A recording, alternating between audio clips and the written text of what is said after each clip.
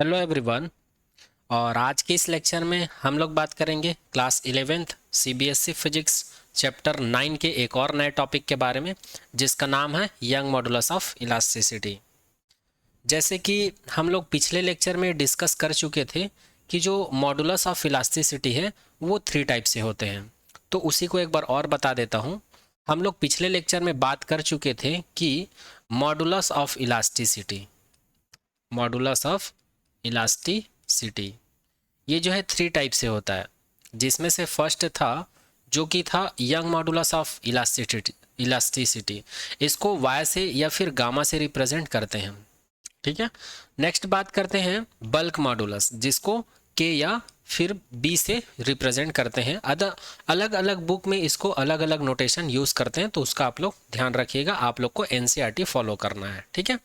उसके बाद बात करते हैं नेक्स्ट है शियर मॉडुलस, या जिसको मॉडुलस ऑफ रिजिडिटी भी कहा जाता है, जिसको ईटा से डिनोट करते हैं और किसी किसी बुक में इसको जी से डिनोट करते हैं। तो ये सारा चीज़ हम लोग पिछले लेक्चर में डिस्कस कर चुके थे, और आज के इस लेक्चर में इसी को हम लोग डिटेल में देखने वाले हैं वन बाय वन।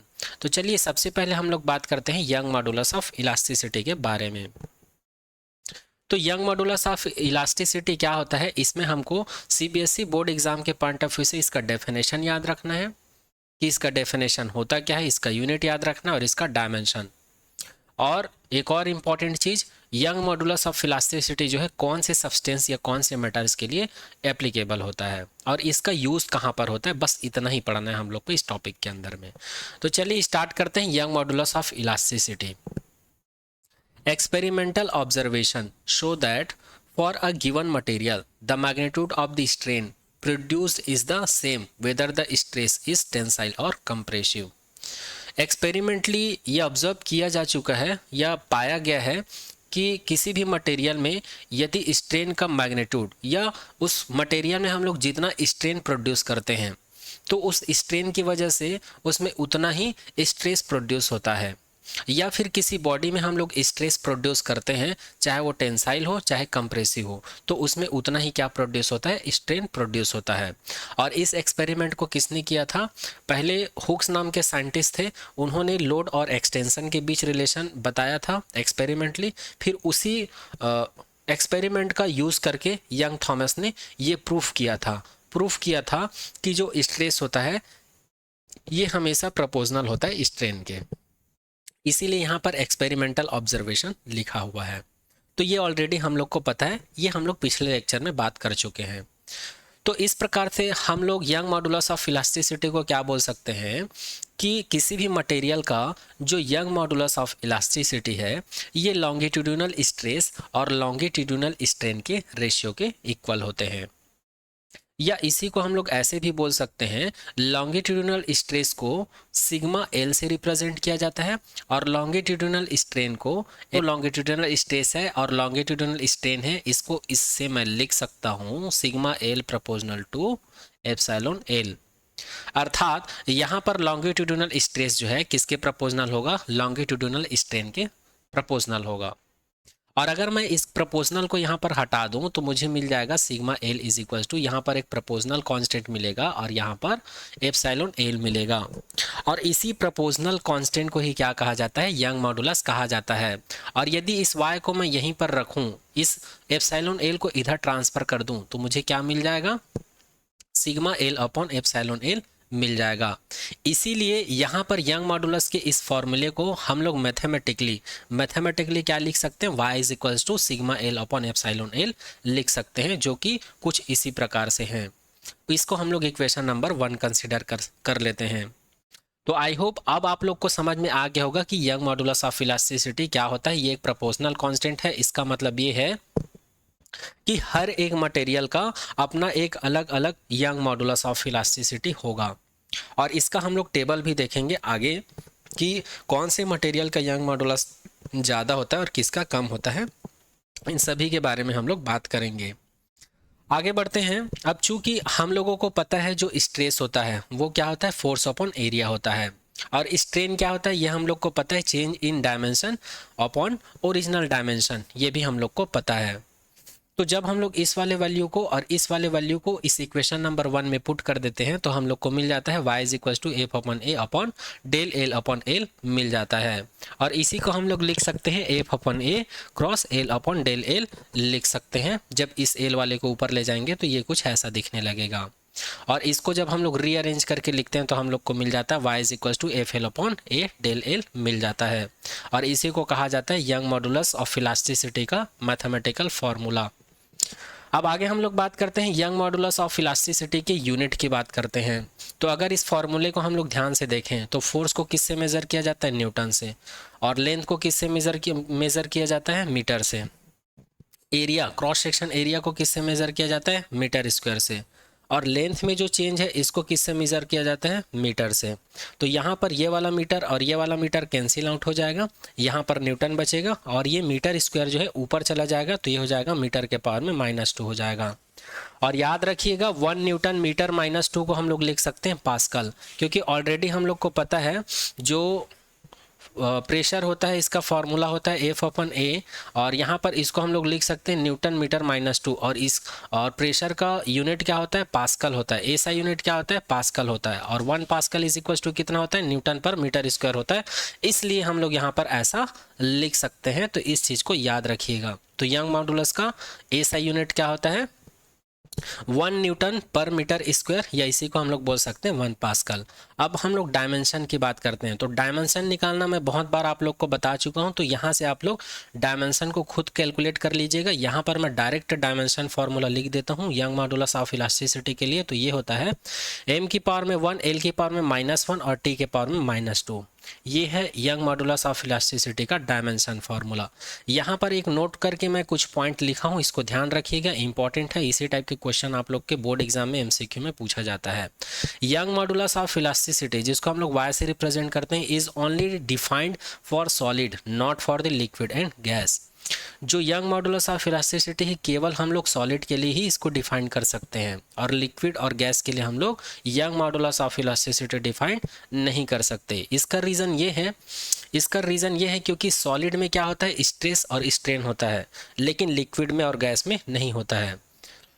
ठीक है, क्योंकि सॉलिड को हम लोग पकड़कर उसके ऊपर फोर्स लगाकर उसमें स्ट्रेस प्रोड्यूस कर सकते हैं। आप लोग लिक्विड को थोड़ी पकड़ के उसमें उसको खींच थोड़ी सकते हो, लिक्विड या गैस को उसको पकड़ ही नहीं सकते, है ना, और उसको खींच भी नहीं सकते, और खींचोगे नहीं या फोर्स में अप्लाई नहीं करोगे तो उसमें स्ट्रेस और स्ट्रेन कहाँ से आएगा। इसीलिए यंग मॉडुलस ऑफ इलास्टिसिटी जो है केवल सॉलिड के लिए एप्लीकेबल होता है। चलिए आगे बढ़ते हैं, और आगे हम लोग बात करते हैं इसके यूज़ के बारे में कि यंग मॉडुलस ऑफ इलास्टिसिटी जो है कहाँ कहाँ पर यूज़ होता है। The Young modulus of material is useful property to know in order to predict the behaviour of the material. तो यंग मॉडुलस ऑफ इलास्टिसिटी का किसी भी मटेरियल के बिहेवियर को जानने के लिए इसका यूज़ किया जाता है। When subjected to a force, जब किसी मटेरियल के ऊपर हम लोग फोर्स अप्लाई करते हैं तो उससे हम लोग को उसके बिहेवियर के बारे में पता चलता है। This is important for the almost everything around us. और ये सारी चीज़ें हैं वो बहुत ही इम्पॉर्टेंट है जो चीज़ें हमारे आसपास हैं। तो कौन सी चीज़ें हैं जो हमारे आसपास है जिसके लिए यंग मॉडुलस इम्पॉर्टेंट है, जैसे कि ब्रिजेस बनते हैं, बहुत बड़े बड़े ब्रिज पुल बनते हैं, बीम बनता है, केबल्स होते हैं, स्प्रिंग्स होते हैं, व्हीकल होते हैं, रॉड होता है, और इसी प्रकार और बहुत सारे ऐसे सामान होते हैं जो कि स्ट्रॉन्ग है, जो ज़्यादा लोड सह सकता है, कौन ज़्यादा फोर्स को अपोज कर सकता है। ठीक है, इन सभी प्रॉपर्टीज़ को किसके द्वारा पता लगाया जा सकता है, तो वो है यंग मॉडुलस ऑफ इलास्टिसिटी। इसीलिए यहाँ पर पहले ही लाइन में बोला गया था यंग मॉडुलस ऑफ इलास्टिसिटी हमको क्या बताता है, मटेरियल के बिहेवियर के बारे में बताता है कि वो कितना लोड को सहन कर सकता है। जैसे कि ब्रिज होता है, बीम होता है, तो इन सब में जो लोहा लगता है, आयरन लगता है या बीम लगता है, तो उसमें उसको चेक किया जाता है कि वो कितना स्ट्रांग है, कितना लोड को वो सह सकता है। तो आई होप आप लोगों को यंग मॉडुलस ऑफ इलास्टिसिटी समझ में आ गया होगा और इसका यूज़ भी समझ में आ गया होगा। अब जैसे कि मैंने आप लोगों को कुछ देर पहले बताया था कि यंग मॉडुलस जिसको वाई से रिप्रेजेंट करते हैं, ये एक प्रोपोर्शनल कांस्टेंट है किसके बीच का, स्ट्रेस और स्ट्रेन का, और ये एक कांस्टेंट वैल्यू है। तो डिफरेंट मटेरियल का डिफरेंट टाइप का मॉडुलस ऑफ इलास्टिसिटी हम लोग को मिलेगा, तो उसी को यहाँ पर हम लोग देखने वाले हैं।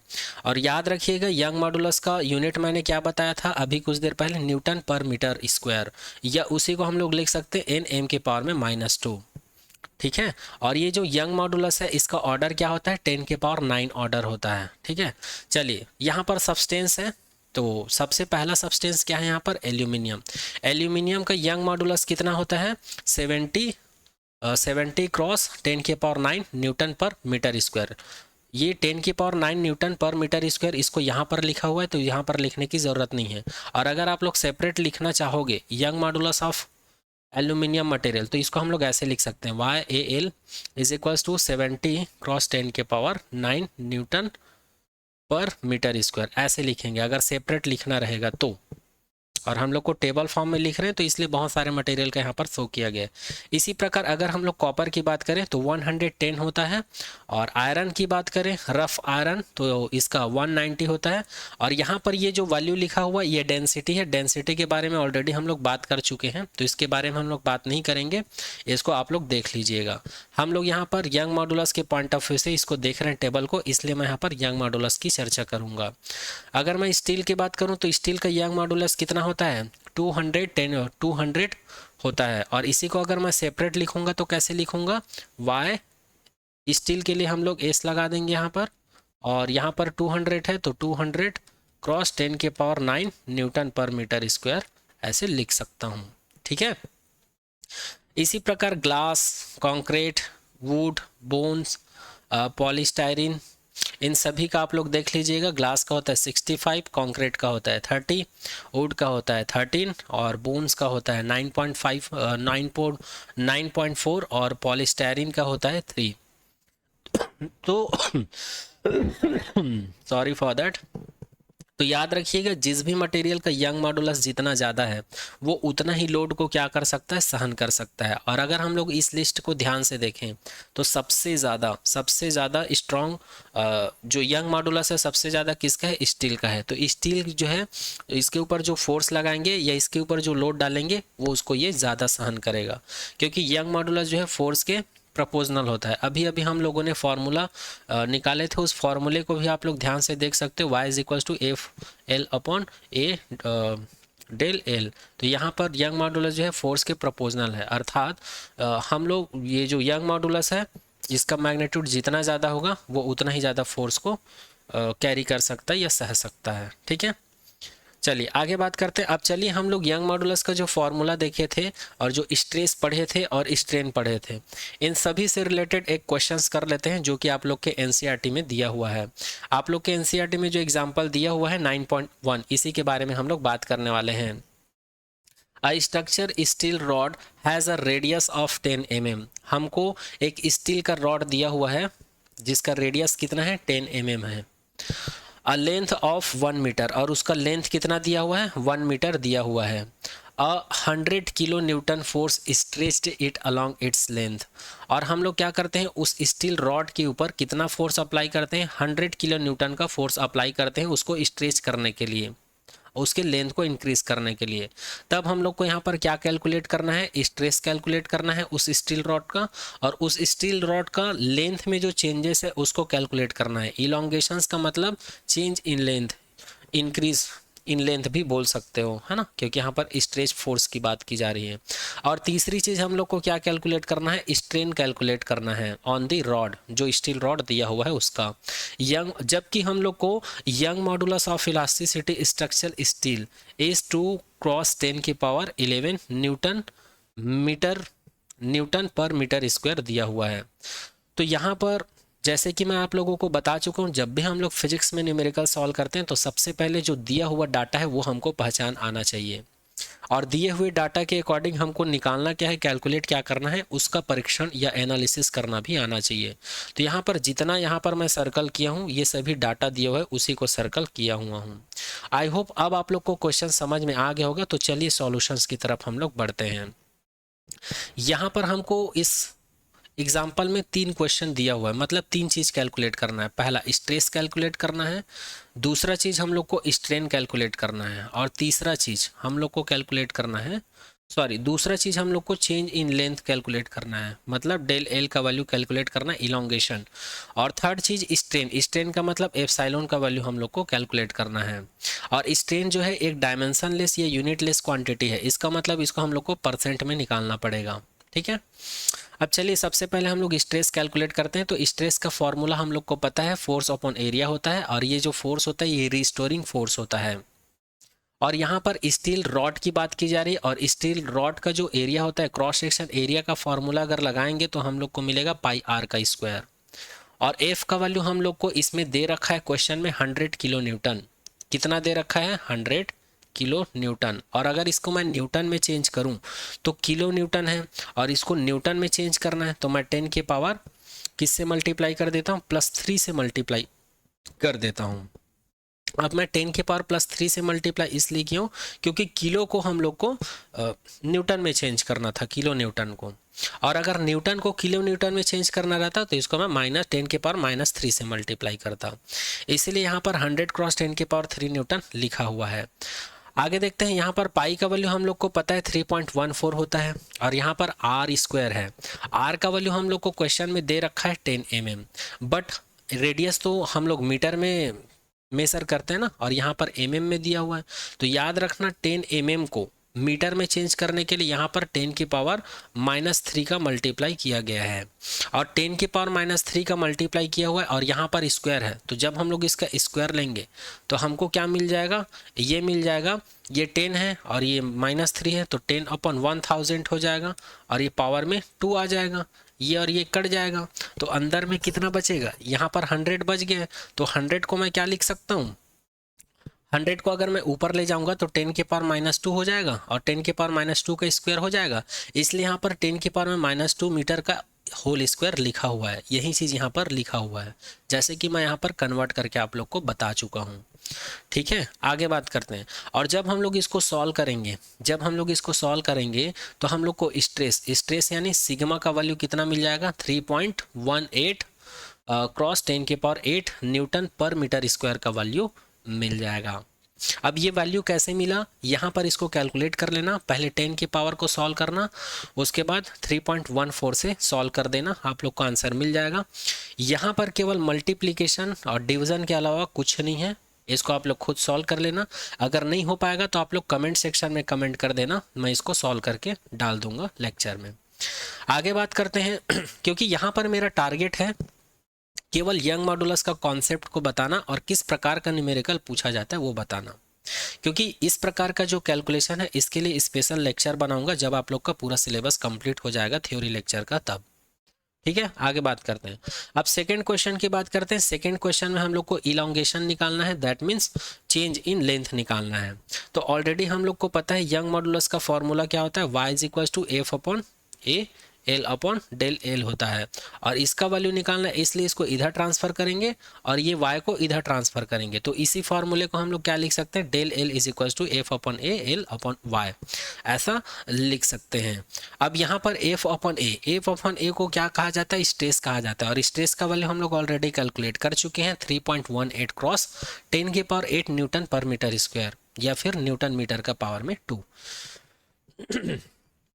अब यहाँ पर इस वैल्यू को यहाँ पर सब्स्टिट्यूट करेंगे, और एल का वैल्यू हम लोग को क्वेश्चन में दे रखा है 1 मीटर, तो यहाँ पर 1 रख दिए हैं, यहाँ पर 1 मीटर।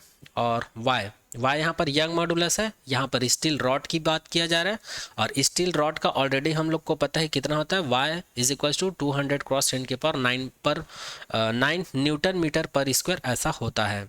इसी को यहाँ पर कितना लिखा हुआ है? 2 क्रॉस 10 के पावर 11 न्यूटन मीटर -2 लिखा हुआ है। अब इसको ऐसा क्यों लिखा हुआ है मैं ही बता देता हूँ। यहाँ पर 200 को क्या लिख सकता हूँ? 2 क्रॉस 10 के पावर में 2 लिख सकता हूँ, और यहाँ पर ऑलरेडी 10 के पावर 9 है, और इसका यूनिट तो वहीं रहेगा।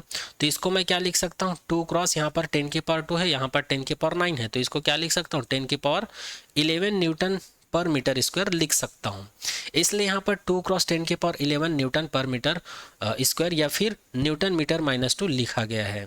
अब हम लोग इसको सॉल्व करेंगे, इसको फिर इसी तरह सॉल्व करेंगे तो हम लोग को मिल जाएगा डेल एल का वैल्यू मिल जाएगा 1.59 क्रॉस 10⁻³ मीटर मिल जाएगा। और अगर मैं मीटर को मिलीमीटर में चेंज करना चाहता हूँ तो इस पूरे इक्वेशंस को मुझे डिवाइड करना पड़ेगा 10⁻³ से। तो 10⁻³ और यहाँ पर 10⁻³ है, दोनों कैंसिल आउट हो जाएगा, फिर मीटर जो है mm में चेंज हो जाएगा। मैं क्या बोला हूँ एक बार ध्यान से सुनो, मीटर को मिलीमीटर में चेंज करना है तो इस इक्वेशंस को मुझे डिवाइड करना पड़ेगा 10⁻³ से। और यहाँ पर 10⁻³ ऑलरेडी है हमारे पास। अब ये मीटर को इससे डिवाइड कर दिए हो तो ये मिलीमीटर में चेंज हो जाएगा और ये कैंसिल आउट हो जाएगा। फिर इस इक्वेशंस को मैं लिख सकता हूँ 1.59 मिलीमीटर या फिर mm लिख सकता हूँ। ठीक है, तो यहाँ पर ये सेकंड क्वेश्चन भी कंप्लीट होता है इलोंगेशन वाला। अब थर्ड क्वेश्चन है, थर्ड क्वेश्चन में हम लोग को क्या कैलकुलेट करना है, स्ट्रेन कैलकुलेट करना है। तो स्ट्रेन कैलकुलेट करने के लिए हम लोग को स्ट्रेन का फॉर्मूला पता है, epsilon is equals to change in dimension and original dimension, ये स्ट्रेन का फॉर्मूला होता है। यही फॉर्मूला यहाँ पर लिखा हुआ है। डेल एल का वैल्यू हम लोग को पता है, अब भी जस्ट कैलकुलेट किए हैं। यहाँ पर डेल एल का वैल्यू 1.59 mm होता है, इसको यहाँ पर लिख दिए हैं। ठीक है, यहाँ पर डेल एल का यहाँ पर मीटर में लिए हुए हैं ना, इसका वैल्यू भी मीटर में होता है, इसका भी वैल्यू मीटर में होता है, क्योंकि ये क्वेश्चन में दिया हुआ है 1 मीटर, इसलिए डेल एल का भी हम लोग किस में लेंगे, मीटर में वैल्यू लेंगे। ये mm वाला वैल्यू नहीं लेंगे, मीटर वाला वैल्यू लेंगे। इसलिए यहाँ पर 1.59 क्रॉस 10⁻³ मीटर लिया हुआ है, ये वाला वैल्यू लिया हुआ है। और अपॉन में क्या है, एल है, एल का वैल्यू हम लोग को क्वेश्चन में दे रखा है 1 मीटर, तो यहाँ पर 1 मीटर रखेंगे तो हम लोग इसको लिख सकते हैं 1.59 क्रॉस 10⁻³ लिख सकते हैं। और जब हम लोग इसको सॉल्व करेंगे तो हम लोग को क्या, ये मीटर में है ना, ये मीटर ये वाला मीटर कैंसिल आउट हो जाएगा, क्योंकि ऑलरेडी हम लोग को पता है कि ये जो स्ट्रेन होता है ये डायमेंशन लेस होता है। तो यहाँ पर मीटर मीटर कैंसिल आउट हो जाएगा, केवल हम लोग को कितना मिलेगा, 1.59 क्रॉस 10⁻³ ये मिलेगा। और इसको हम लोग लगभग कितना लिख सकते हैं, 160/100 क्रॉस 1000 क्रॉस 100 लिख सकते हैं। ऐसा क्यों, ऐसा इसलिए क्योंकि यहाँ पर 1.59 को अप्रॉक्स में 1.60 के इक्वल कंसिडर कर सकता हूँ, क्योंकि यहाँ पर 59 है। अगर मैं यहाँ पर 0.01 का डिफरेंस कर दूं तो वो बहुत ही छोटा वैल्यू होता है, इसलिए 59 को लगभग 60 के इक्वल लिख सकता हूं। तो इसलिए यहाँ पर अब इसको मैं 1.60 को क्या लिख सकता हूँ, 160/100 लिख सकता हूँ। तो वही किया हूँ यहाँ पर 160/100। और ये 10⁻³ है, जब इसको नीचे लाऊंगा तो ये 1000 हो जाएगा। और चूंकि इसका कोई यूनिट नहीं होता है स्ट्रेन का, इसलिए मुझे इसका वैल्यू परसेंटेज में निकालना पड़ेगा। और हम लोग को पता है जब हम लोग किसी भी क्वांटिटीज़ का वैल्यू परसेंट में निकालते हैं तो हम लोग उसमें 100 का मल्टीप्लाई कर देते हैं, इसलिए यहाँ पर 100 का मल्टीप्लाई कर देंगे। ये वाला ज़ीरो, ये वाला ज़ीरो, ये वाला ज़ीरो, ये सभी कैंसिल आउट हो जाएगा। हमारे पास केवल कितना बचेगा, 16/100। और 16/100 बचेगा हमारे पास। और जब हम लोग इसको डिवाइड करेंगे तो ये 1 2 1 2 ये 0.16 आ जाएगा। और वही चीज़ यहाँ पर लिखा हुआ है। तो यहाँ पर स्ट्रेन कितना मिल गया, एप्सिलॉन इज इक्वल्स टू 0.16% मिल गया। और यही इस क्वेश्चन का आंसर है।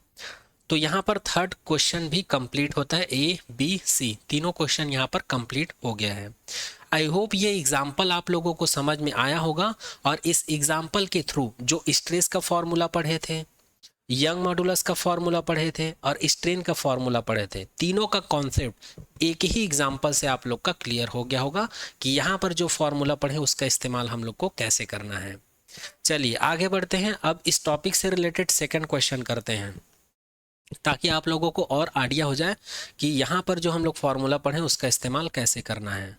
तो नेक्स्ट एग्जाम्पल है 9.2 अ कॉपर वायर। अब देखो वहां पर हम लोग को स्टील वायर दिया हुआ था, यहाँ पर हम लोग को कॉपर वायर दिया हुआ है जिसका लेंथ कितना है, 2.2 मीटर है। एंड द स्टील वायर, और हम लोग को एक स्टील वायर भी दिया हुआ है, स्टील वायर जिसकी लेंथ कितनी है, 1.6 मीटर है। बोथ ऑफ डायमीटर, और दोनों का डायमीटर कितना है, 3 mm का है। Are connected end to end, और दोनों को हम लोग एक दूसरे से एंड टू एंड क्या कर देते हैं, जोड़ देते हैं। वेन स्ट्रेच बाई लोड, और दोनों के ऊपर एक लोड अप्लाई कर देते हैं। The net elongation is found to be 0.70 mm। और हम लोग को जब हम लोग लोड प्रोवाइड करवाते हैं दोनों को कनेक्ट करके, तो लेंथ में चेंज कितना मिलता है, 0.7 mm मिलता है, जिसको यहाँ पर इलोंगेशन बोला गया है।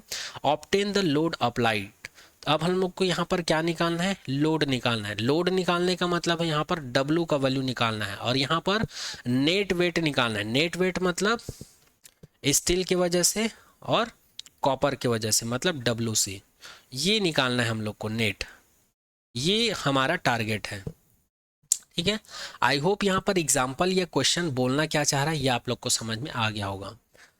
इस क्वेश्चन में हमको ये बोला जा रहा है कि हमको एक कॉपर वायर दिया हुआ है, ये एक कॉपर वायर है, ये क्या है, कॉपर वायर है, और ये इसका एंड है, और इस एंड से एक और स्टील रॉड लेते हैं। ये कॉपर है, ये स्टील रॉड है, ऐसा ले लिए। अब इसके दूसरे एंड पर हम लोग क्या कर देते हैं, लोड अप्लाई कर देते हैं। क्या अप्लाई कर देते हैं, लोड। तो इसके लेंथ में क्या होता है, चेंज। तो यहाँ पर इस लोड का वैल्यू हम लोग को क्या करना है, कैलकुलेट करना है। तो चलिए कैलकुलेट करते हैं, इसको सॉल्व करने की कोशिश करते हैं। तो यहाँ पर आंसर में क्या लिखा है इसको देख लेते हैं। The copper and steel wires are under a tensile stress because they have the same tension equal to the load weight and the same area of cross section area। ये तो हमको क्वेश्चन में बताया जा चुका है कि इसका डायमीटर क्या होगा, सेम होगा, ठीक है। लेंथ यहाँ पर डिफरेंट है। कॉपर वायर का लेंथ यहाँ पर 2.2 mm है, जबकि स्टील वायर का लेंथ 1.6 मीटर है। बट यहाँ पर इसका जो डायमीटर है वो सेम रहेगा बोला जा रहा है। इसका मतलब इसका क्रॉस सेक्शन एरिया भी क्या होगा, सेम होगा, और वही चीज़ यहाँ पर लिखा हुआ है। और यहाँ पर दोनों को इंड टू इंड कनेक्ट किया गया है, मतलब यहाँ पर लोड अप्लाई करेंगे वो लोड भी क्या होगा, इक्वल होगा। उसी को यहाँ पर लिखा गया है W। यहाँ पर लोड जो अप्लाई करेंगे उसको किससे डिनोट किया गया, W से। From equation 9.7 we have stress. और ऑलरेडी हम लोग जानते हैं जो यंग मॉडुलस होता है वो किसके इक्वल होता है, ये होता है स्ट्रेस और स्ट्रेन का रेशियो के इक्वल होता है। और यंग मॉडुलस का फॉर्मूला भी हम लोगों को पता है, ये FL/A डेल L के इक्वल होता है। ये डेफिनेशन है, ये इसका फॉर्मूला है, ये हम लोग को पता है। तो यहाँ से हम लोग क्या लिख सकते हैं, अगर मैं इसको इधर ट्रांसफर कर दूं तो सिग्मा इज इक्वल्स टू क्या हो जाएगा, यंग मॉडुलस इनटू स्ट्रेन हो जाएगा। इसी को यहाँ पर लिखा हुआ है stress is equals to strain cross Young modulus, ठीक है। और यहाँ पर स्ट्रेस का वैल्यू क्या होता है, F/A होता है, और F यहाँ पर क्या है, फोर्स है। और ये फोर्स जो है किसके इक्वल होता है, बॉडी के वेट के इक्वल होता है, क्योंकि वेट भी एक प्रकार का फोर्स ही होता है ग्रेविटी की वजह से। इसलिए यहाँ पर क्या लिखा हुआ है, स्ट्रेस को W/A लिखा हुआ है, और स्ट्रेन को यहाँ पर क्या लिखा हुआ, यंग मॉडुलस को यहाँ पर YC लिखा हुआ है, ठीक है। कॉपर के लिए कितना लिखा हुआ है, YC लिखा हुआ है। क्रॉस यहाँ पर स्ट्रेन की बात करते हैं, तो स्ट्रेन का फॉर्मूला क्या होता है, स्ट्रेन का फॉर्मूला होता है epsilon is equals to change in dimension upon original.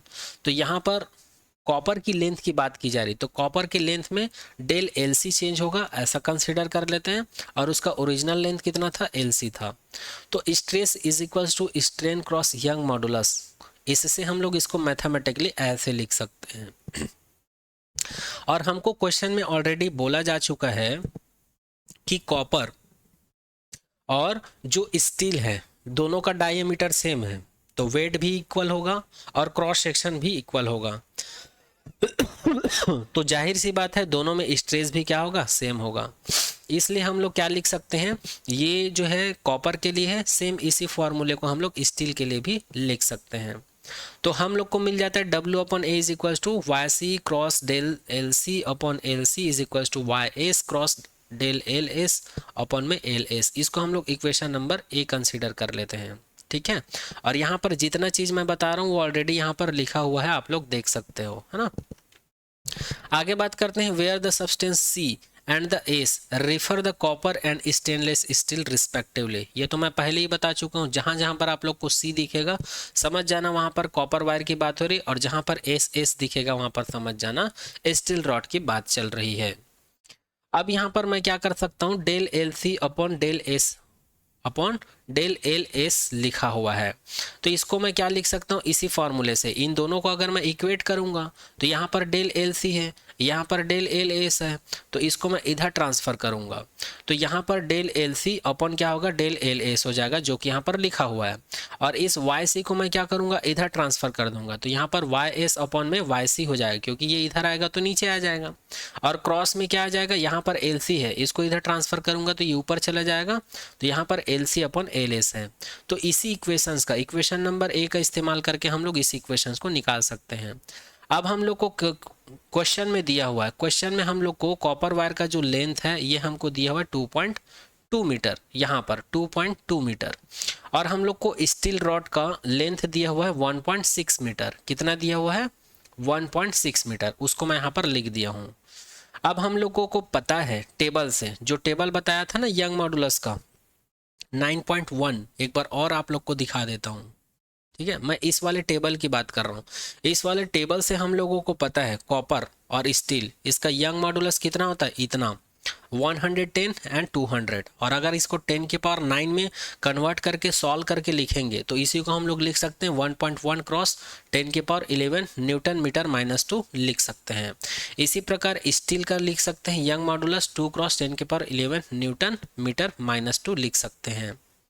ठीक है, अब हम लोग क्या करते हैं, इस वाले वैल्यू को और इस वाले वैल्यू को, और यहाँ पर ये जो क्वेश्चन में दिया हुआ था इन सभी वैल्यू को इस इक्वेशन में पुट कर देते हैं।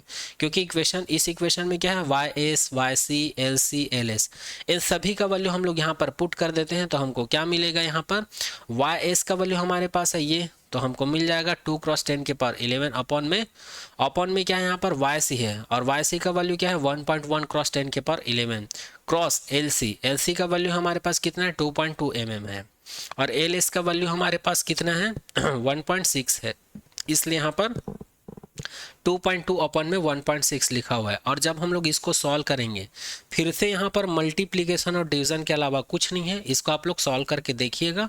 आप लोगों को del L C upon del L S, इसका रेशियो आप लोगों को 2.5 ही मिलेगा। और ये यूनिट लेस है, क्योंकि ये इसका यूनिट मीटर होगा, इसका यूनिट मीटर, दोनों कैंसिल आउट हो गया और ये यूनिट लेस हो गया। इसको हम लोग इक्वेशन नंबर 1 कंसीडर कर लेते हैं। अब यहाँ पर टोटल लेंथ में इंक्रीज कितना हुआ है या टोटल लेंथ में चेंज कितना हुआ है, तो यहाँ पर इस लोड को डालने से कॉपर वाले वायर में जो लेंथ में चेंज हुआ उसको डेल एल कंसीडर कर लेते हैं, एल सी। और यहाँ पर इसको कंसीडर किए हम लोग डेल एल एस, ऑलरेडी मैं यहाँ मेंशन कर चुका हूँ। अब यहाँ पर लेंथ में टोटल कितना चेंज हुआ है, तो कॉपर में कितना चेंज हुआ है, स्टील में कितना चेंज हुआ है, अगर मैं दोनों को ऐड कर दूं तो मुझे टोटल चेंज मिल जाएगा। इसलिए यहाँ पर मैं डेल एल सी को मैं ऐड कर देता हूँ, किससे, डेल एल एस से। ठीक है, और यहाँ पर हम लोगों को नेट इलोंगेशंस का वैल्यू क्वेश्चन में दे रखा है। कितना दे रखा है, 0.70 mm दे रखा है। और जब मैं mm को मीटर में कन्वर्ट करता हूँ तो 10 के पावर -3 से मल्टीप्लाई करता हूँ। हमको दे रखा है, पेन का कलर चेंज कर लेते हैं, तो हम लोगों को क्वेश्चन में दे रखा है 0.7 mm दे रखा है। इसको मुझे मीटर में कन्वर्ट करना है, तो मैं क्या करूँगा, यहाँ पर 10 के पावर -3 से मल्टीप्लाई करूँगा तो ये मीटर में कन्वर्ट हो जाएगा। और इसको मैं क्या लिख सकता हूँ, इसको मैं लिख सकता हूँ 70/100, और इसको मैं क्या लिख सकता हूँ 10 के पावर -3, और यहाँ पर ये ज़ीरो कैंसिल आउट हो जाएगा।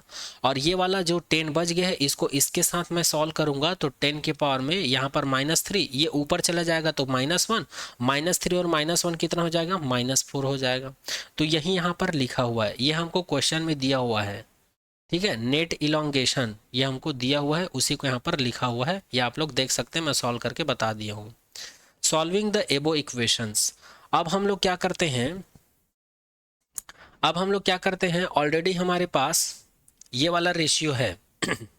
ठीक है, सॉल्विंग द एबो इक्वेशंस। अब इसको मैं इधर सॉल्व करके बताता हूँ। इसको मैं इक्वेशन नंबर 2 कंसीडर कर लेता हूँ, और इधर आगे को मैं इधर सॉल्व करके बताता हूँ। ठीक है, वी हैव, ऑलरेडी हमारे पास है del L C upon del L S. ठीक है, ये कहाँ से है, यहाँ से आप लोग देख सकते हैं 2.5 इक्वेशन नंबर 1 से, तो ये वाला वैल्यू है हमारे पास। और इक्वेशन नंबर 2 से हमारे पास क्या है, ये वाला वैल्यू है। तो इन दोनों वैल्यू को मैं यहाँ पर लिख लिया हूँ। डेल एल सी, अब यहाँ से या इस वाले इक्वेशन से अगर मैं इसको इधर ट्रांसफर कर दूं तो मुझे क्या मिल जाएगा, del L C is equal to 2.5 del L S हो जाएगा। ठीक है, अब मैं क्या करता हूं, इस वैल्यू को अगर मैं यहाँ पर पुट कर दूं, इस वाले वैल्यू को अगर मैं यहाँ पर पुट कर दूं तो मुझे क्या मिल जाएगा, del L S, del L C की जगह पर रखूंगा 2.5 डेल एल एस, और इक्वल में कितना है 7 क्रॉस 10 के पावर -4 एम। अब मैं डेल एल एस को यहीं पे रखता हूँ, इसको इधर ट्रांसफर कर देता हूँ मैं, या फिर एक काम करता हूँ, इसको और इसको मैं कॉमन निकाल लेता हूँ। कॉमन निकालूंगा तो मेरे पास क्या बचेगा, 1 + 2.5 बचेगा, और 1 + 2.5 को इधर ट्रांसफर करूंगा तो ये नीचे आ जाएगा। तो यहाँ पर डेल एल एस कॉमन निकाले थे, यहाँ पर 2 + 5 + 1 बचेगा, इसको इधर ट्रांसफर कर दिए, इसको सॉल्व करेंगे तो मिलेगा 7 क्रॉस 10 के पावर -4 अपॉन में 3.5 मिलेगा। ठीक है, और जब हम लोग इसको आगे सॉल्व करेंगे तो हम लोग को मिलेगा, ये हो जाएगा 7 क्रॉस 10 के पावर -4, और इसको अगर मैं 35 लिखूं तो यहाँ से जो 10 बचेगा उसको ऊपर ले जाते हैं तो 10 यहाँ आ जाएगा, और यहाँ पर पॉइंट हट जाएगा, ये 35 हो जाएगा। और यहाँ पर इसको कैसे सॉल्व करेंगे, ये हो जाएगा 2 दी, ठीक है, ये हो जाएगा ये हो जाएगा 7 दी, ये हो जाएगा 7 दी, 7 दी 35, और ये हो जाएगा 7 दी 7, और ये हो जाएगा 5 दी 5, और ये हो जाएगा 5 दी 10। ठीक है, तो यहाँ पर हमारे पास कितना बच गया, del L S is equal to 2 cross 10 के पावर -4 मीटर हो जाएगा। इसको हम लोग इक्वेशन नंबर 3 कंसिडर कर लेते हैं। इसी प्रकार इक्वेशन नंबर 3 और इक्वेशन नंबर 1 से देखिए ध्यान से, ये है इक्वेशन नंबर 1 और ये है इक्वेशन नंबर 3। तो इसी प्रकार मैं क्या कर सकता हूँ, डेल एल सी का वैल्यू कितना निकाल सकता हूँ, 2.5 क्रॉस डेल एल एस। ठीक है,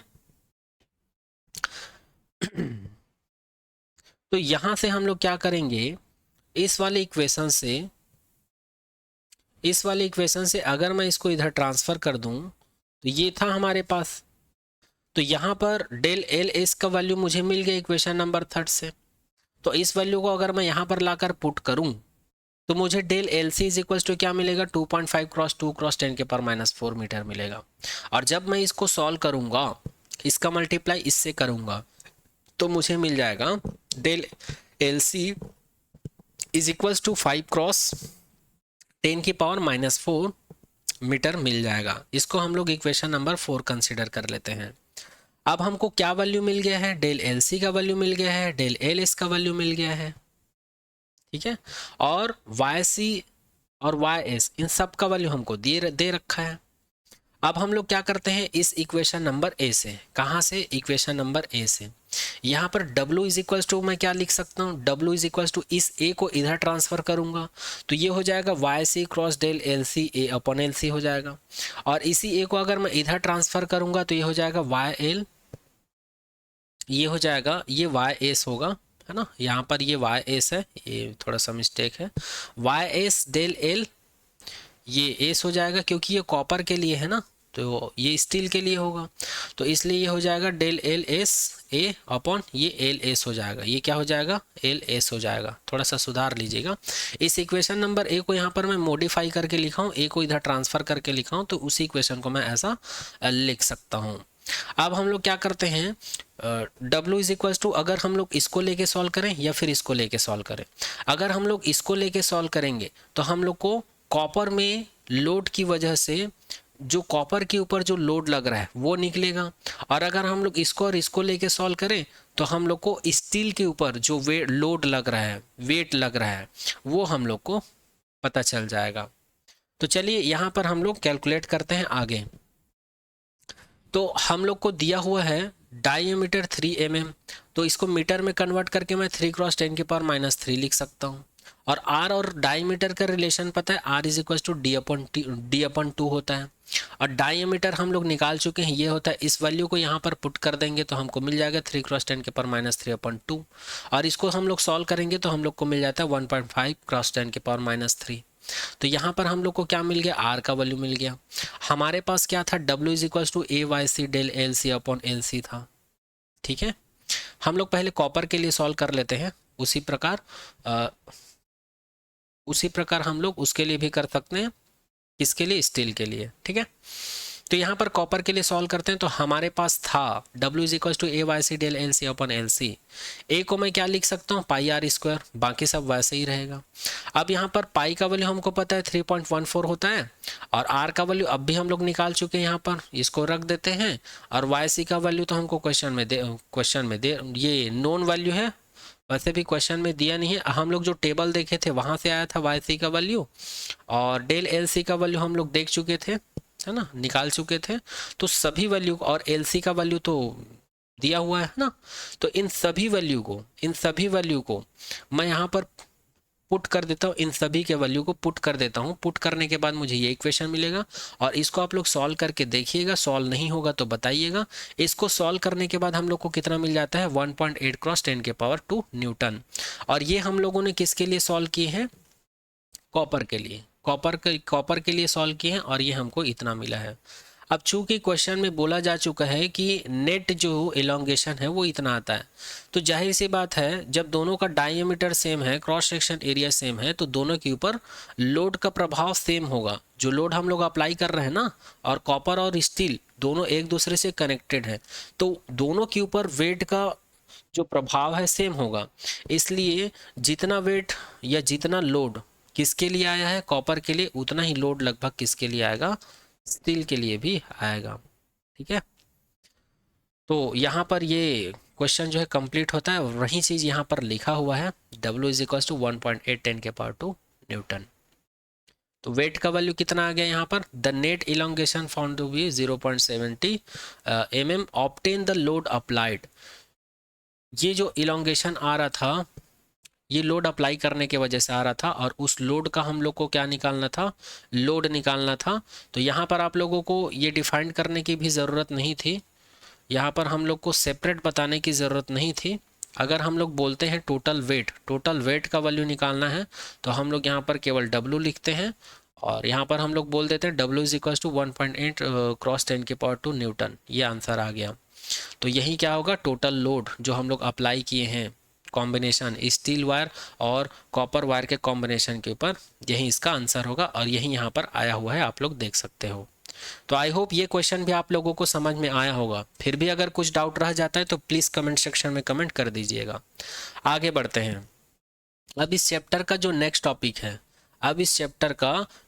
टॉपिक है वो क्या है, बल्क मॉडुलस ऑफ इलास्टिसिटी।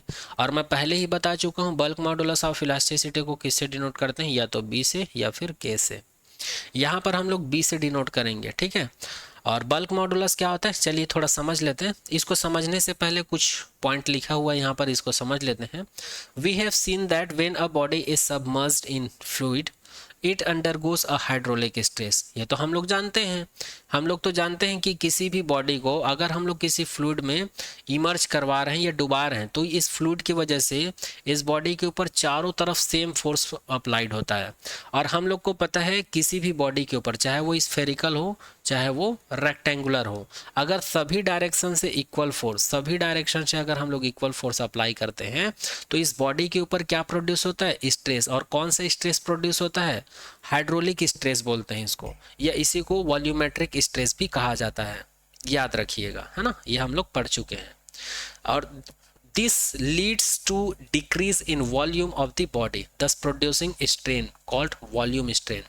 और यहाँ पर जब इसके ऊपर सभी डायरेक्शन से इक्वल फोर्स लगता है, तो यहाँ पर हाइड्रोलिक स्ट्रेस प्रोड्यूस होता है, और हाइड्रोलिक स्ट्रेस की वजह से यहाँ पर क्या होता है, हाइड्रोलिक स्ट्रेन भी प्रोड्यूस होता है। क्यों, क्योंकि इसका जो वॉल्यूम है वो डिक्रीज होता है। जैसे कि यहाँ पर इस डायग्राम में दिखाया गया है, हमारे पास एक बॉडी था, सभी डायरेक्शन से इसके ऊपर इक्वल प्रेशर या इक्वल फोर्स लगा, जिसकी वजह से इसका वॉल्यूम क्या हो गया, डिक्रीज हो गया। और वॉल्यूम डिक्रीज हुआ मतलब इसका शेप साइज चेंज हो गया होगा, और शेप साइज चेंज हो गया तो वहाँ पर क्या आएगा, स्ट्रेन आएगा। और यहाँ पर वॉल्यूम डिक्रीज हो रहा है, और वो भी सेम ऑर्डर में, तो इसलिए हम लोग इसको क्या बोलेंगे, यहाँ पर जो स्ट्रेन आ रहा है वो कौन सा स्ट्रेन होगा, वॉल्यूम स्ट्रेन होगा।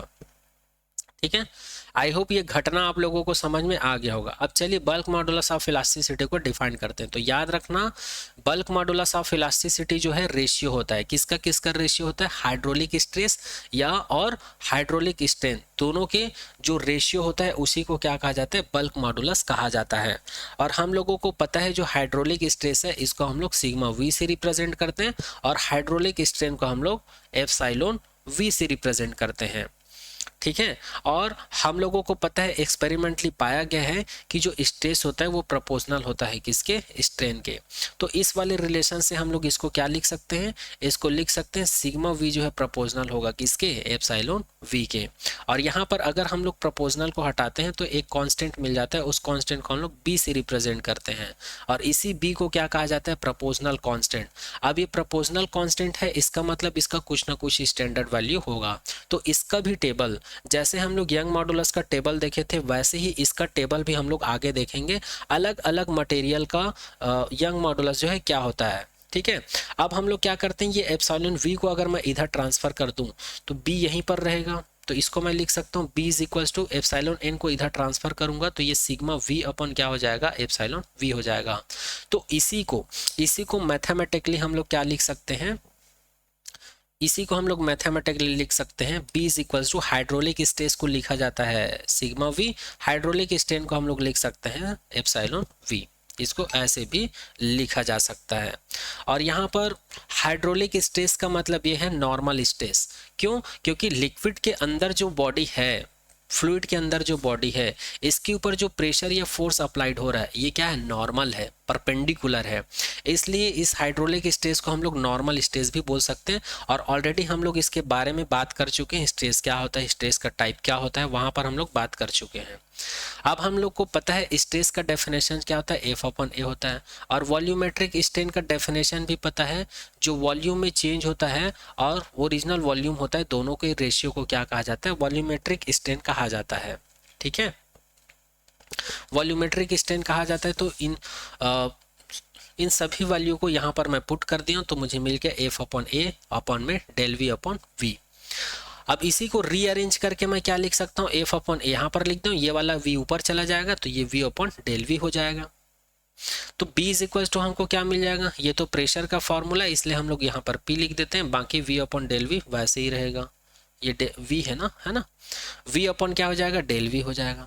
यहाँ पर निगेटिव साइन लगा, ये निगेटिव साइन क्यों लगाया गया है, तो याद रखना यहाँ पर वॉल्यूम में क्या हो रहा है, डिक्रीज हो रहा है, तो ये जो है वॉल्यूम में जो डिक्रीजिंग ऑर्डर है उसको रिप्रेजेंट करने के लिए यहाँ पर क्या किया गया है, नेगेटिव साइन का यूज किया गया है।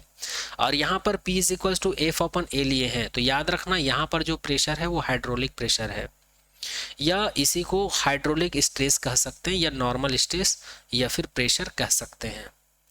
ठीक है, और ये तो मैं बता चुका हूँ, नोट करके लिखा हूँ, कुछ कुछ बुक में बी की जगह पर के नोटेशन यूज किया जाता है बल्क मॉडुलस के लिए, ये ऑलरेडी मैं मेंशन कर चुका हूँ।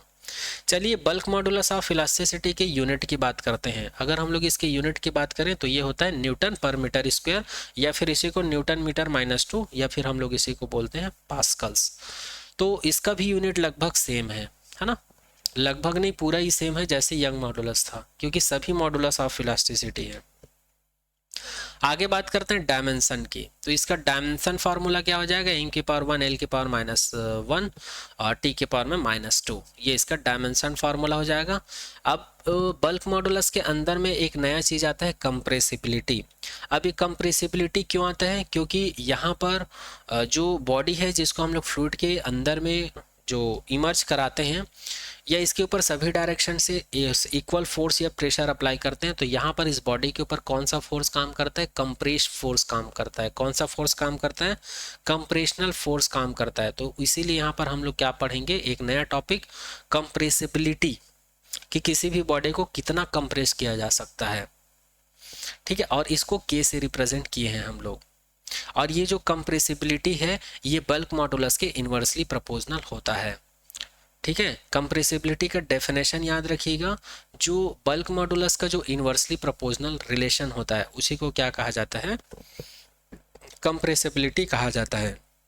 अर्थात जिस भी मटेरियल की, चाहे वो लिक्विड हो, चाहे गैस हो, चाहे वो सॉलिड हो, जिस भी बॉडी की बल्क मॉडुलस जितनी ज़्यादा होगी उसकी कंप्रेसिबिलिटी उतनी ही कम होगी, और जिसकी बल्क मॉडुलस जितनी कम होगी उसकी कंप्रेसिबिलिटी क्या होगी, उतनी ही ज़्यादा होगी। अर्थात जिसकी बल्क मॉडुलस बहुत कम है उसको हम लोग आसानी से कंप्रेस कर सकते हैं। ठीक है, चलिए आगे बात करते हैं। Using equation number 1। Using equation number 1 मतलब जो बल्क मॉडुलस का वैल्यू था ना -PV/del V, उसी को यहाँ पर हम लोग पुट किए हैं। एक बार और दिखा देता हूँ। इक्वेशन नंबर ये 1 ये था, इसी वैल्यू को हम लोग यहाँ पर पुट किए हैं बी की जगह पर, तो ये वैल्यू हम लोग को मिला है। अब इसी को हम लोग सॉल्व करके लिखेंगे तो del V ऊपर चला जाएगा, तो हमको यही इक्वेशंस को हम लोग लिख सकते हैं -del V/PV लिख सकते हैं, है ना। तो फाइनली हम लोग को कंप्रेसिबिलिटी का वैल्यू मिल गया, K = -del V/PV मिल गया है। और अगर हम लोग कंप्रेसिबिलिटी के यूनिट की बात करें तो इसका यूनिट जो है बल्क मॉडुलस का इनवर्स होगा, अर्थात न्यूटन का इनवर्स मीटर स्क्वायर, ये है कंप्रेसिबिलिटी का यूनिट। और अगर हम लोग कंप्रेसिबिलिटी के डायमेंशन की बात करें तो ये होता है m की पावर में -1, l की पावर में 1, t की पावर में 2। अब जैसे कि हम लोग यंग मॉडुलस में डिफरेंट मटेरियल्स के लिए यंग मॉडुलस देखे थे या कांस्टेंट देखे थे वैल्यू, उसी प्रकार हम लोग डिफरेंट मटेरियल के लिए क्या देखेंगे, बल्क मॉडुलस का वैल्यू देखेंगे। और जिस प्रकार यंग मॉडुलस जो है किसके लिए एप्लीकेबल था, केवल सॉलिड के लिए ही एप्लीकेबल था, उसी प्रकार याद रखना बल्क मॉडुलस जो है सभी के लिए डिफाइंड होता है, चाहे वो सॉलिड हो, लिक्विड हो या फिर गैस हो, सभी के लिए क्या होता है, एप्लीकेबल होता है, या हम लोग डिफाइन कर सकते हैं। जैसे कि यहाँ पर दिखाया गया है सॉलिड, लिक्विड, गैस, तीनों मटेरियल का कुछ ना कुछ बल्क मॉडुलस होता है। जैसे कि एल्यूमिनियम का बल्क मॉडुलस होता है 72, और इसका यूनिट क्या है, Nm/m², या इसी को बोल सकते हैं Nm/-2। Brass, copper, glass, iron, nickel, steel, ये सभी क्या है, सॉलिड मटेरियल है, और इन सभी का बल्क मॉडुलस यहाँ पर दिया हुआ है, आप लोग देख सकते हैं। इसी प्रकार लिक्विड होता है, लिक्विड का भी बल्क मॉडुलस होता है, और सबसे कम बल्क मॉडुलस किसका होता है, एथेनॉल। इसीलिए एथेनॉल को क्या किया जाता है, सबसे ज़्यादा कंप्रेस किया जा सकता है इन सभी लिक्विड्स में। ठीक है, क्यों, क्योंकि ये इन्वर्सली प्रोपोर्शनल होता है ना। तो वाटर हो गया, एथेनॉल हो गया, कार्बन डाइसल्फाइड हो गया, ग्लिसरीन हो गया, मरकरी हो गया, ये सभी क्या है, लिक्विड्स हैं, और ये सभी क्या है, इसके बल्क मॉडुलस के वैल्यू हैं। इसी प्रकार अगर हम लोग गैसेस की बात करें तो air, standard temperature pressure, STP का मतलब होता है स्टैंडर्ड टेम्परेचर प्रेशर में एयर का जो बल्क मॉडुलस है ये कितना होता है, 1.0 × 10⁻⁴ होता है। ठीक है, आगे बढ़ते हैं। चलिए अब आगे हम लोग एक एग्जांपल देख लेते हैं बल्क मॉडुलस से रिलेटेड, ताकि हम लोगों को पता चल जाए कि कैसा क्वेश्चन बनता है इससे, है ना। The average depth of the Indian Ocean is about 3000 metre. ठीक है, यहाँ पर ओशियन की बात की जा रही है ना, जिसकी गहराई कितनी है, डेप्थ या गहराई 3000 मीटर है। कैलकुलेट द फ्रैक्शनल कंप्रेशनल, हम लोग को यहाँ पर फ्रैक्शनल कंप्रेशन निकालना है, अर्थात del V/V का वैल्यू निकालना है, किसका, of water at bottom of the ocean. जब जो कोई इंडियन है या कोई आदमी है, अगर वो ओशियन के अंदर चला जाता है इतनी गहराई पर, तो उसके ऊपर क्या लगता है, एक प्रेशर लगता है जो कि कंप्रेशनल होता है ना। तो हम लोग को यहाँ पर फ्रैक्शनल कंप्रेशनल, जिसको हम लोग del V/V से रिप्रेजेंट करते हैं, ये कैलकुलेट करना है। ठीक है, water at bottom of ocean, given that the bulk modulus of water, और वाटर का बल्क मॉडुलस तो हम लोग को पता है, अब भी कुछ देर पहले उस टेबल में हम लोग देखे थे, है ना, ये पता है। और यहाँ पर G का वैल्यू हम लोग को लेने के लिए बोला जा रहा है 10 मीटर/सेकंड² लेने बोला जा रहा है। चलिए आगे बढ़ते हैं। The pressure exerted by a 300 metre column of water on the bottom layer, तो बॉटम लेयर पर हम लोग को बोला जा रहा है कि प्रेशर कितना है, प्रेशर एक्सर्टेड बाय, इस डेप्थ पर, इस गहराई पर कितना प्रेशर लगेगा। तो हम लोगों को पता है, एक फॉर्मूला हम लोग पढ़ चुके हैं, P = H/ρg। इसको क्या कहा जाता है, प्रेशर कहा जाता है, लिक्विड प्रेशर कहा जाता है, या किसी भी लिक्विड की लेयर की गहराई में, ठीक है, जहां पर जी का इफेक्ट हो, इसका डेरिवेशन ऑलरेडी हम लोग कर चुके हैं। P is equals to H rho g, जहां पर रो का मतलब होता है डेंसिटी ऑफ लिक्विड, एच का मतलब होता है हाइट और जी का मतलब होता है ग्रेविटी। और यहाँ पर हम लोग को प्रेशर कहाँ पर निकालना है, 3000 डेप्थ में निकालना है हमको, वाटर कॉलम में, बॉटम लेयर में। ठीक है, तो एच का वैल्यू हमको दिया हुआ है, यही एच का वैल्यू हो जाएगा। और रो का वैल्यू हम लोग को पता है, ये नोन वैल्यू है। वाटर की डेंसिटी कितनी होती है, 1000 किलोग्राम पर मीटर क्यूब होता है। और जी का वैल्यू हम लोग को क्वेश्चन में बोला है 10 लेने के लिए, तो यहाँ पर 10 मीटर पर सेकेंड स्क्वायर ले लेते हैं।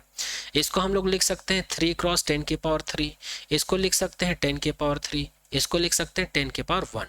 तो यहाँ पर 10 की पावर 3 प्लस 10 की पावर 3 प्लस 10 की पावर 1, तो 3 प्लस 3 6, 6 प्लस 1 7। तो इसलिए हम लोग इसको लिख सकते हैं 3 क्रॉस 10 की पावर 7। इसका यूनिट मीटर, इसका यूनिट मीटर क्यूब और इसका यूनिट है मीटर सेकेंड -2। जब हम लोग इसको यूनिट को सॉल्व करेंगे तो हम लोग को किलोग्राम मीटर -1 और सेकेंड के पावर में -2 बच जाएगा।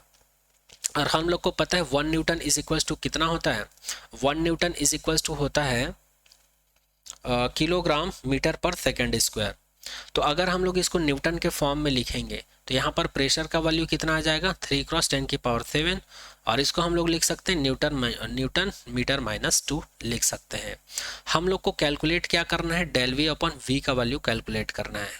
ठीक है, तो हम लोगों को पता है फ्रैक्शनल कंप्रेशन ये कैलकुलेट करना है, डेल वी अपॉन वी ये क्या होता है, स्ट्रेस का वैल्यू होता है। और यदि हम लोग बल्क मॉडुलस का स्ट्रेस के साथ रिलेशन देखें तो वो कितना होता है, हम लोग अब भी कुछ देर पहले कैलकुलेट किए थे, ये होता है B इज इक्वल्स टू, चलिए एक बार दिखा देता हूँ।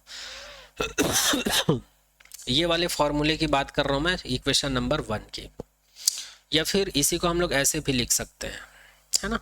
यहाँ पर हम लोग को निकालना क्या है, इसका वैल्यू निकालना था, तो इसी फॉर्मूले को पहले मैं वहां पर लिख देता हूँ। चलो, ये फॉर्मूला हमारे पास क्या निकला था, एफ अपॉन ए और वी अपॉन डेल वी, ये निकला था। हम लोग को निकालना है डेल वी अपॉन वी का वैल्यू, तो इसको इसमें चेंज करने के लिए क्या करेंगे, नॉमिनेटर को डिनोमिनेटर में, डिनोमिनेटर को नॉमिनेटर में कर देता हूँ। तो इसको मैं लिख सकता हूँ 1 अपॉन बी, इसको लिख सकता हूँ ए अपॉन एफ और इसको लिख सकता हूँ मैं डेल वी अपॉन बी। इसका वैल्यू निकालना है, इसको यहीं रखते हैं, बाकी को इधर ट्रांसफर कर देते हैं, तो हमको मिल जाएगा डेल वी अपॉन वी। इसको इधर ट्रांसफर करेंगे ऊपर चला जाएगा, इसको इधर ट्रांसफर करेंगे नीचे आ जाएगा, तो इसको मैं लिख सकता हूँ एफ अपॉन बी ए। और यही चीज यहाँ पर लिखा हुआ है देखो। और ये एफ अपॉन ए क्या चीज है, F upon A upon B, ये क्या चीज है, स्ट्रेस है। तो इसको मैं लिख सकता हूँ स्ट्रेस अपॉन में बी, और यही चीज लिखा हुआ है del V upon V is equal to stress upon B, यही चीज यहाँ पर लिखा हुआ है। अब स्ट्रेस का मतलब क्या होता है, प्रेशर के इक्वल कंसीडर कर सकते हैं, क्योंकि स्ट्रेस इज इक्वल टू क्या होता है, एफ अपॉन ए, और प्रेशर इज इक्वल टू क्या होता है, एफ अपॉन ए। दोनों में कुछ डिफरेंस है, डिफरेंस मैं ऑलरेडी बता चुका हूँ पहले लेक्चर में। ठीक है, यहाँ पर स्ट्रेस को हम लोग प्रेशर के इक्वल इसलिए ले सकते हैं क्योंकि स्ट्रेन में बात किया जाता है रिस्टोरिंग फोर्स के बारे में और यहाँ पर अप्लाइड फोर्स के बारे में। और यहाँ पर जो रिस्टोरिंग फोर्स है, अप्लाइड फोर्स है, दोनों एक दूसरे के इक्वल होता है बट अपोजिट होता है। इसलिए स्ट्रेस की जगह पर हम लोग प्रेशर का वैल्यू रख सकते हैं। यहाँ पर स्ट्रेस की जगह पर 3 क्रॉस 10 की power 7 Newton per metre square को पुटअप किया गया है। ठीक है, और यहाँ पर बी का वैल्यू क्या है, बल्क मॉडुलस, और बल्क मॉडुलस हम लोग को दिया हुआ है किसके लिए, वाटर के लिए। इस वैल्यू को यहाँ पर पुट करेंगे और इन दोनों को जब हम लोग सॉल्व करेंगे तो हम लोग को मिल जाएगा 1.36 क्रॉस 10 के पावर में -2। और ये किसका वैल्यू है, डेल वी अपॉन वी, ये स्ट्रेन का वैल्यू है लगभग, या कंप्रेशनल बोल सकते हो इसको, फ्रैक्शनल कंप्रेशनल। और इसका वैल्यू मीटर क्यूब हो जाएगा, इसका यूनिट मीटर क्यूब हो जाएगा, दोनों कट जाएगा, तो ये यूनिट लेस है, इसलिए हम लोग इसको परसेंट में चेंज करेंगे। परसेंट में चेंज करने के लिए 100 का मल्टीप्लाई करेंगे, तो ये 10 की पावर -2 है और ये 10 की पावर क्या है, 2 हो जाएगा, दोनों कैंसिल आउट हो जाएगा। एक बार और रिपीट कर रहा हूँ, ये 10 की पावर -2 है ये यूनिटलेस है इसलिए इसको परसेंटेज में चेंज करूंगा, तो परसेंट में चेंज करूंगा तो 100 से मल्टीप्लाई करना पड़ेगा। और 100 को मैं क्या लिख सकता हूँ, 10 की पावर 2 लिख सकता हूँ। यहाँ पर 10 की पावर -2 है और यहाँ पर 10 की पावर +2 रहेगा, तो -2 और +2 क्या हो जाएगा, कैंसिल आउट। तो यहाँ पर कितना बचेगा, 1.36 बचेगा। तो 1.36 को ही मैं यहाँ पर क्या लिख सकता हूँ, 36% लिख सकता हूँ। तो फाइनल आंसर हम लोग को कितना मिल गया जी, del V upon V is equal to 1.36% यहाँ पर मिल गया। और यही इस क्वेश्चन का क्या होगा, आंसर होगा। तो आई होप ये क्वेश्चन भी आप लोग को समझ में आ गया होगा। अब चलिए आगे हम लोग बात करते हैं कि बल्क मॉडुलस का हम लोग डेली लाइफ में यूज कहाँ पर करते हैं। It is most often used to describe the behavior of fluids. It can be used to predict compression, calculate the density, indirectly indicate the type of the chemical bonding within a substance. तो bulk modulus का सबसे ज़्यादा use किसी भी fluid के behaviour को जानने के लिए या प्रेडिक्ट करने के लिए यूज़ किया जाता है कि कोई भी फ्लूइड जो है किसी भी बॉडी के अंदर कितना कंप्रेशंस प्रोड्यूस कर सकता है, या उसकी डेंसिटी क्या होती है, या डायरेक्टली या इनडायरेक्टली हम लोग किसी भी सब्सटेंस की बॉन्डिंग को भी इस कॉन्सेप्ट से हम लोग पता लगा सकते हैं, किससे, बल्क मॉडुलस के थ्रू। ठीक है, आगे बात करते हैं। अब आगे हम लोग बात करते हैं थर्ड मॉडुलस ऑफ इलास्टिसिटी, जिसको कहा जाता है शियर मॉडुलस, या इसी को कहा जाता है मॉडुलस ऑफ रिजिडिटी। अगर हम लोग इस चैप्टर के पॉइंट ऑफ व्यू से देखें तो इस चैप्टर का 9th नंबर का टॉपिक होगा। और यदि हम लोग यदि हम लोग मॉडुलस ऑफ इलास्टिसिटी के पॉइंट ऑफ व्यू से देखें तो ये थर्ड मॉडुलस ऑफ इलास्टिसिटी होगा। और ये क्या होता है, इसको मैं डायरेक्ट बता देता हूँ। शियर मॉडुलस या मॉडुलस ऑफ रिजिडिटी क्या होता है, जो शेयरिंग स्ट्रेस होता है और जो शेयरिंग स्ट्रेन होता है, इन दोनों का जो रेशियो होता है उसी को क्या कहा जाता है, शेयरिंग मॉडुलस कहा जाता है, और इसको जी से डिनोट करते हैं। और ये ऑलरेडी मैं बता चुका हूँ, किसी किसी बुक में इसको ईटा से भी डिनोट करते हैं। ठीक है तो इस फॉर्मूले को याद रखिएगा शियर मॉडुलस का, और इसी को मैथमेटिकली हम लोग क्या लिख सकते हैं, शियर स्ट्रेस, स्ट्रेस का मतलब है F/A, और शेयरिंग स्ट्रेन का मतलब यहाँ पर थीटा। इसको हम लोग इंडिविजुअल डिस्कस कर चुके हैं, आप लोग पिछले लेक्चर में जाकर देख सकते हैं, है ना।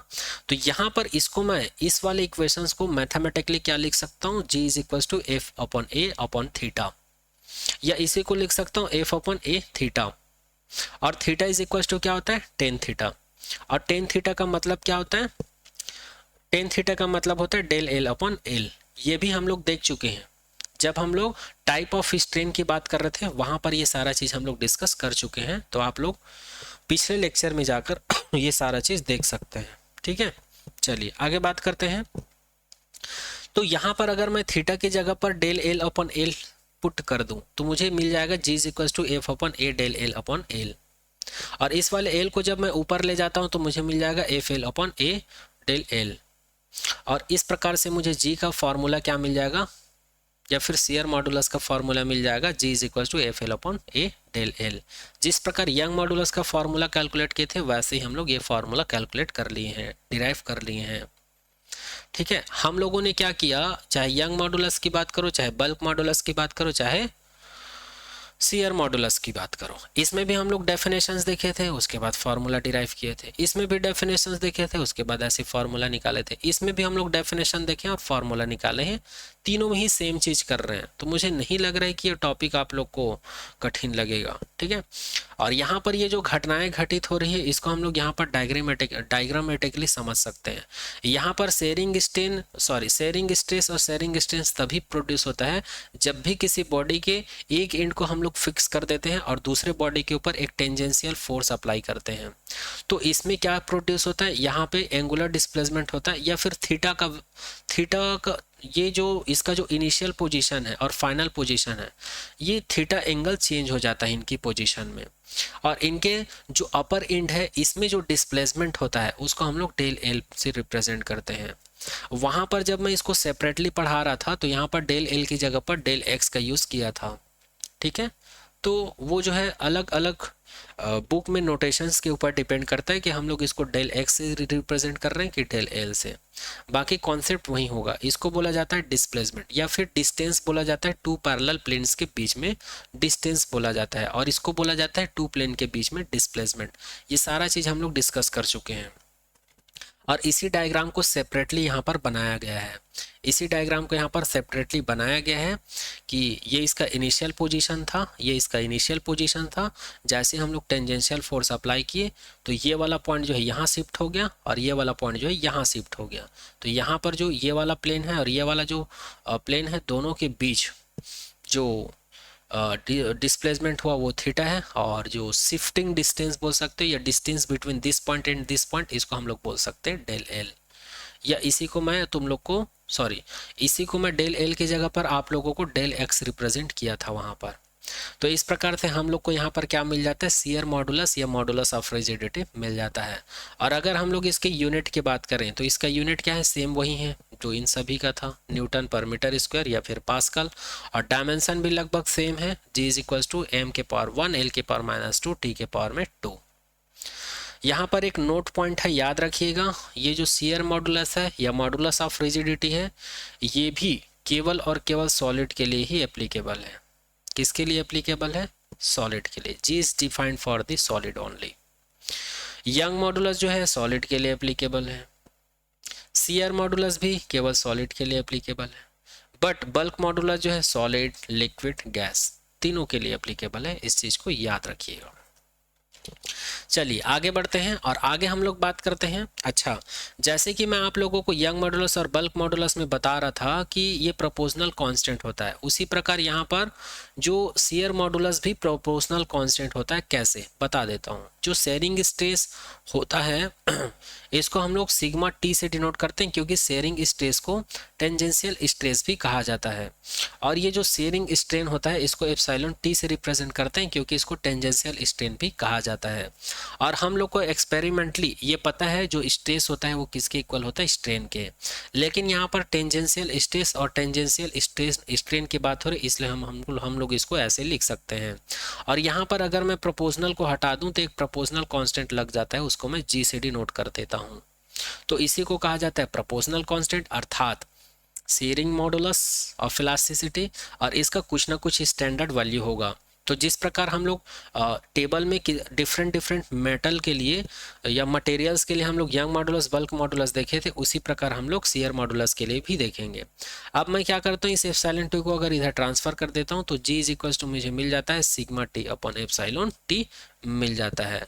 और यही चीज़ यहाँ पर लिखा हुआ है, ठीक है। अगर मैं इसको मैथमेटिकली लिखूं तो इसका फॉर्मूला क्या हो जाएगा, G is equal to sigma T upon epsilon T हो जाएगा। अब चलिए डिफरेंट मटेरियल के लिए हम लोग क्या बात करते हैं, शियर मॉडुलस ऑफ इलास्टिसिटी के बारे में बात करते हैं। जैसे कि एल्यूमिनियम हो गया, ब्रास हो गया, कॉपर हो गया, ग्लास, आयरन, लेड, निकल, स्टील, टंगस्टन, वुड, ये सभी क्या है, मटेरियल्स हैं। और यहाँ पर जो दिया हुआ है ये क्या है, इसके शेयर मॉडुलस ऑफ इलास्टिसिटी है। और याद रखना इसका भी ऑर्डर क्या है, 10 के पावर में 9 न्यूटन मीटर -2, ठीक है, याद रखिएगा। तो इसको आप लोग एक बार रीड कर लीजिएगा। अब चलिए यंग मॉडुलस, बल्क मॉडुलस में जैसे हम लोग एक क्वेश्चन करे थे, उसी प्रकार हम लोग शेयर मॉडुलस ऑफ इलास्टिसिटी से भी एक क्वेश्चन कर लेते हैं, ताकि इसका कॉन्सेप्ट भी आप लोगों को समझ में आ जाए, है ना। चलिए आगे बात करते हैं।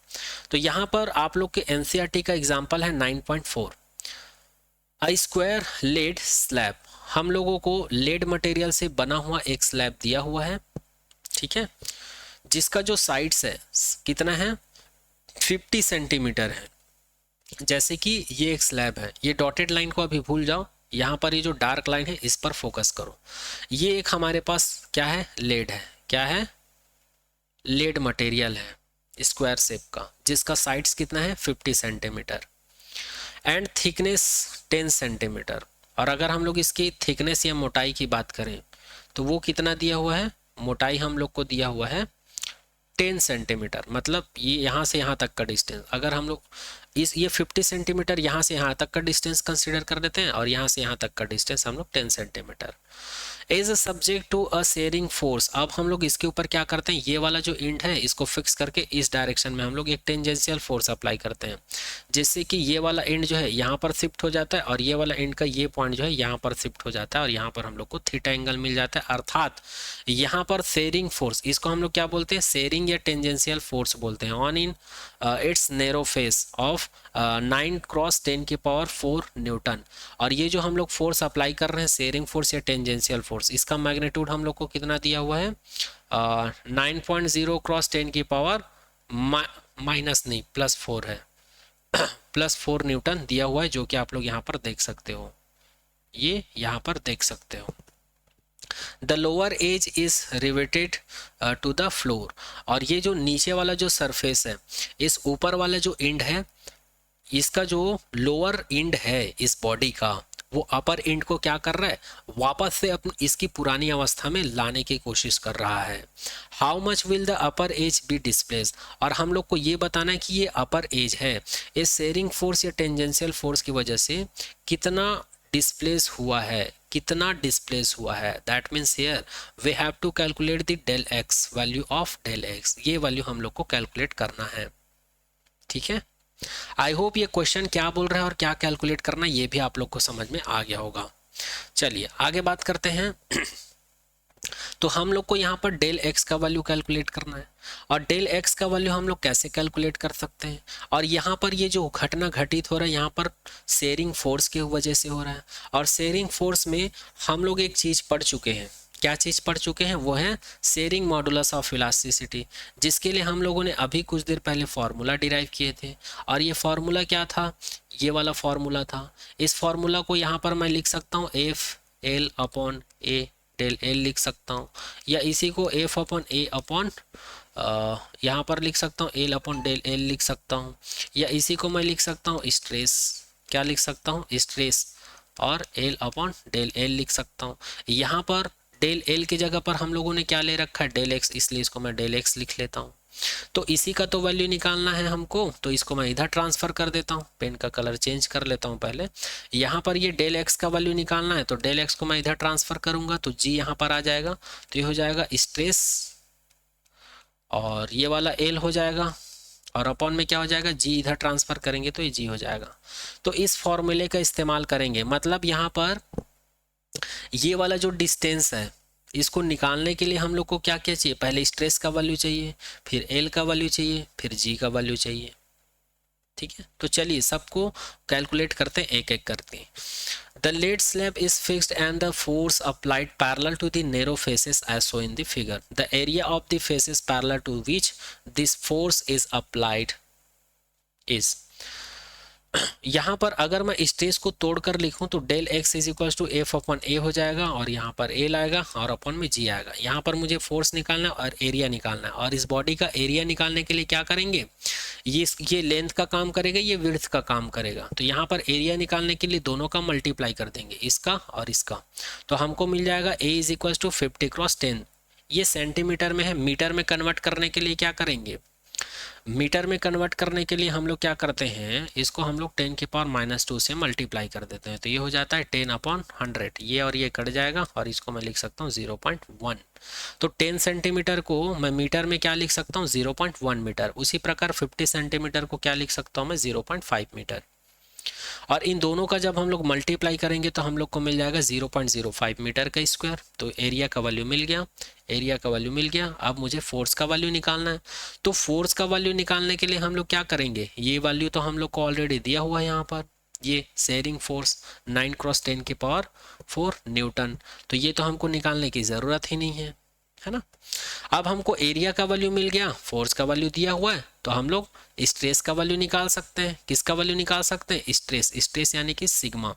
तो इसीलिए यहाँ पर लिखा हुआ है 9.4 क्रॉस 10 की पावर 4 न्यूटन पर 0.05 मीटर स्क्वायर। यहाँ पर हम लोगों को क्वेश्चन में दिया हुआ है 9.0 दिया हुआ है, क्रॉस 10 की पावर 4 न्यूटन दिया हुआ है, और यहाँ पर 4 लिखा हुआ है, तो इसको आप लोग 0 कर लीजिएगा, है ना, इसको आप लोग 0 कर लीजिएगा, ये 4 नहीं है। और जब हम लोग इसको सॉल्व करेंगे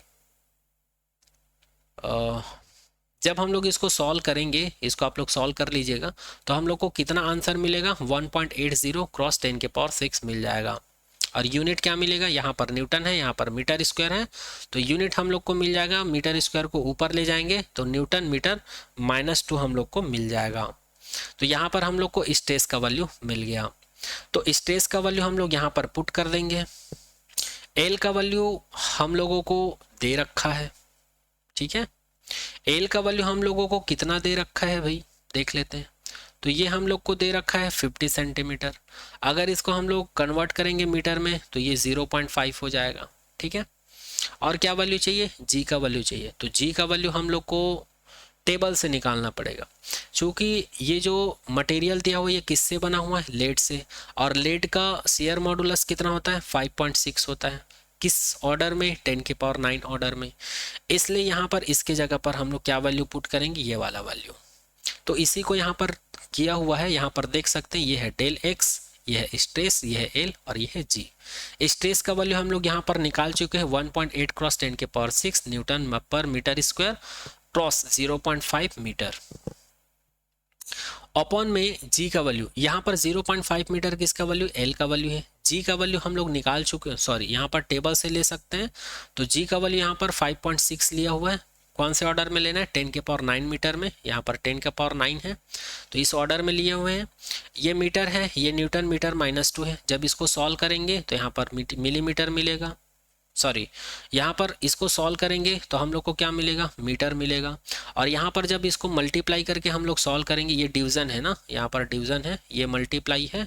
और मल्टीप्लाई करने के बाद जब हम लोग इसको डिवाइड करेंगे तो हम लोग को क्या मिल जाएगा, ये न्यूटन मीटर -2, न्यूटन मीटर -2 ये तो कट जाएगा, केवल मीटर बस बचेगा, मीटर बच गया। और इन सब को मल्टीप्लाई करके हम लोग डिवाइड करेंगे तो हम लोग को मिल जाएगा 1.6 क्रॉस 10 के पावर -4 मीटर मिल जाएगा।